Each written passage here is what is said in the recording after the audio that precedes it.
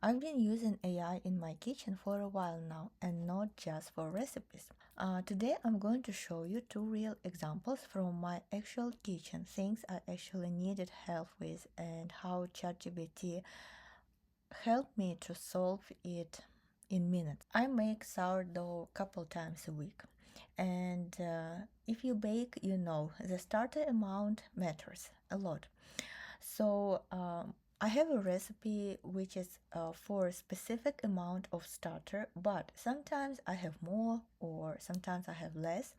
And doing that Mars while also managing the dough and timing, uh, no.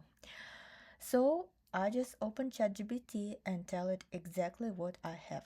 Something like this. So I have the recipe I'm using all the time, and you can see here that it is for 165 gram of starter. But recently I needed to use it for 300 gram of starter, and I just asked ChatGPT to readjust the recipe for the bread.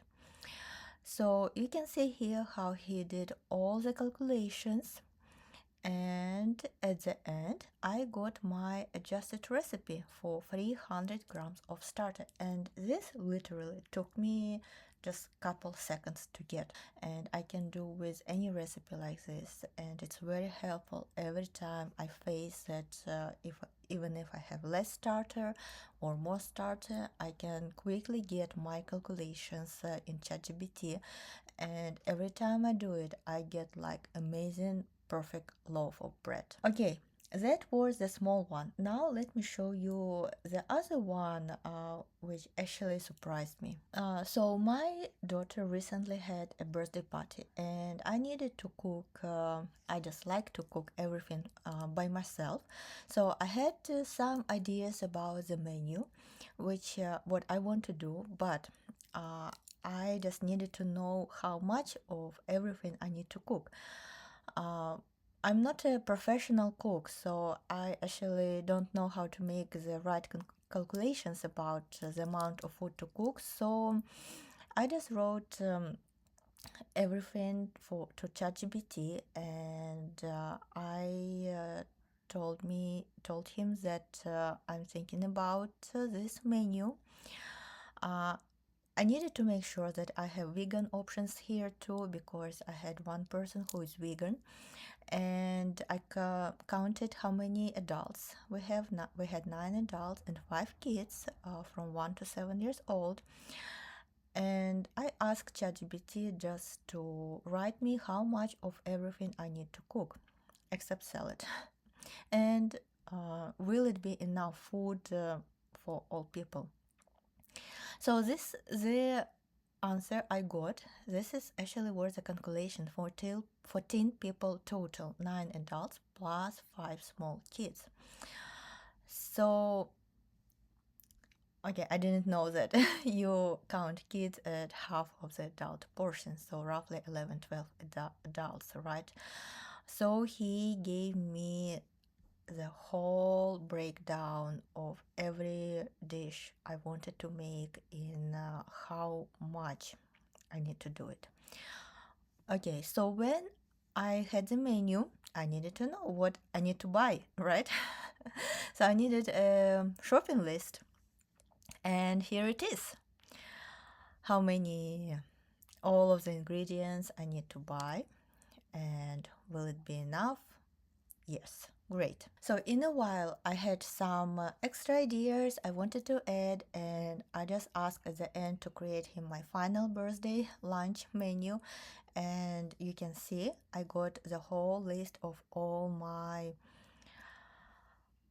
dishes and what to cook.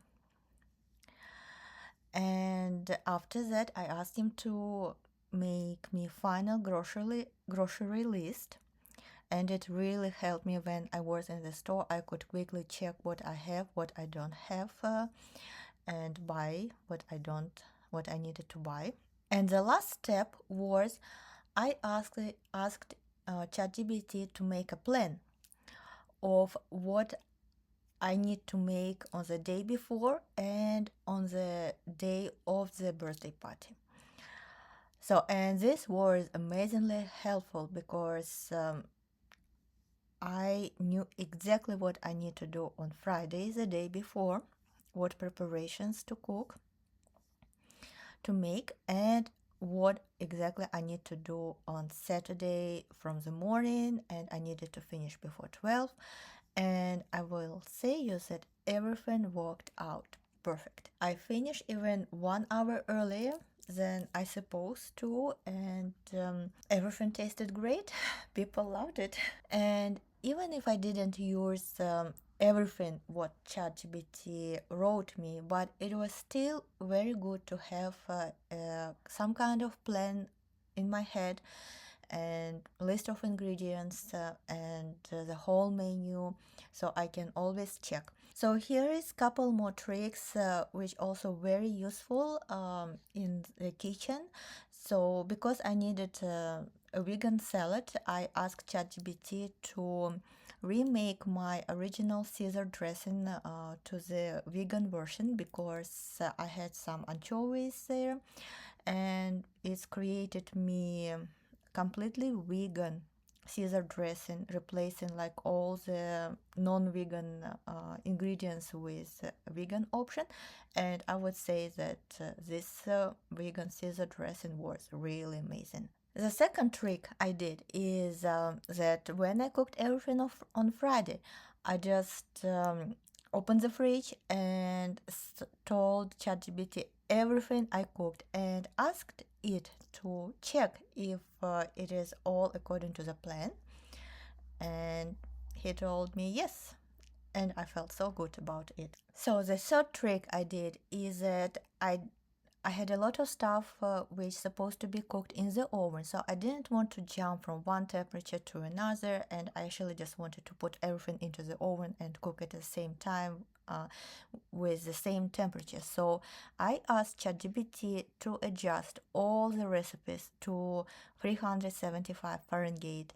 So I just keep the same temperature in my oven, and I just change all the dishes that I needed to cook.